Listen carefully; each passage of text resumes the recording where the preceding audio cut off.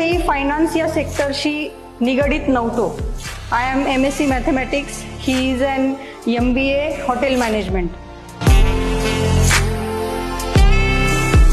टर्ममध्ये जर हेल्थ घेतलं तर कॉस्टली जातो पहिली गोष्ट.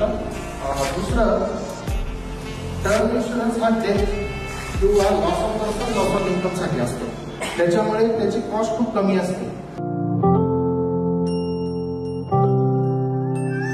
जे डायरेक्ट 40% पैसे इन्व्हेस्ट करत होते ते का, तर त्यांच्याकडे घरं झालेले होते, गाड्या झालेल्या होत्या, एक प्लॉट झालेला होता. आता त्याच्यानंतर काय करायचं, तर मग ते माझ्याकडे आले, त्यांना चांगला सल्ला मिळाला आणि मुळात म्हणजे माझं काही कौतुक नाही, त्यांनी सल्ला ऐकला.